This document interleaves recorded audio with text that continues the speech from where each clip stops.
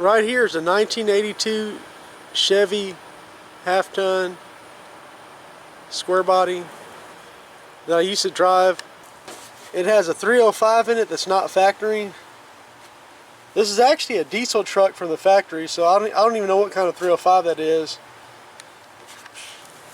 But anyway, what I want to do with this truck, since I already have it sitting in the yard, I want to turn this into my off-road buggy.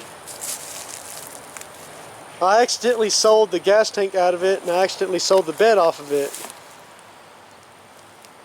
That's the front bumper.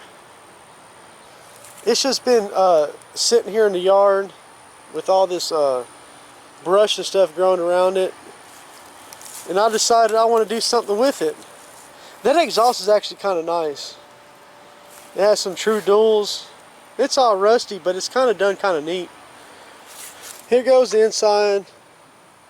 It's kind of a piece of junk, and that's why I want to turn it into off-road buggy, because it's not really good to do anything else with it. Here goes the other side of it. It has a 10-bolt axle, worn out tires that are already dry rotted. It used to run and drive, so I know it's at least halfway decent. Here goes the inside.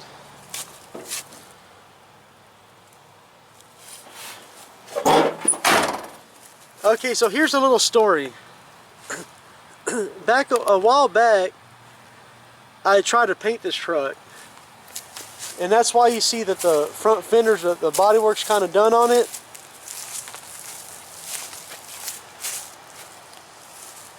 And I painted the bed, but I sold the bed, like I said.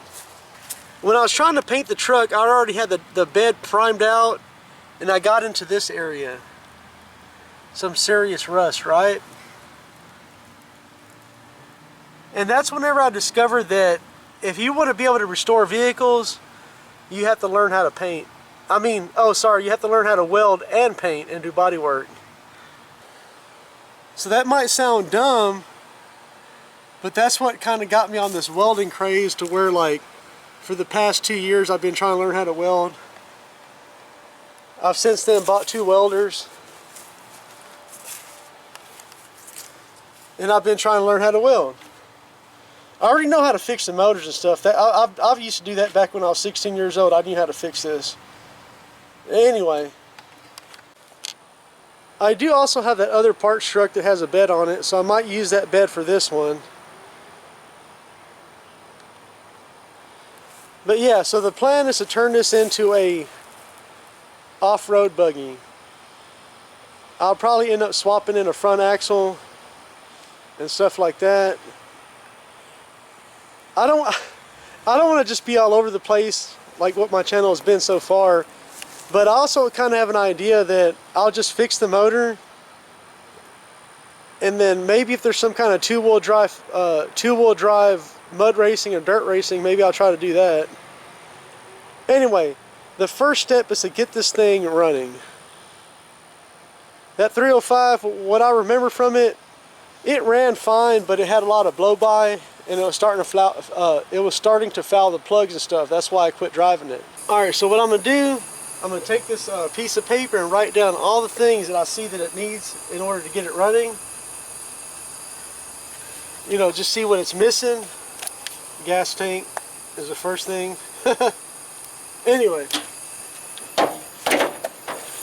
then I'm just going to blow all the dirt off of it, try to clean it up a little bit. Hopefully none of that went inside the carburetor. I'm going to check the oil real quick. This was a running vehicle when I parked it.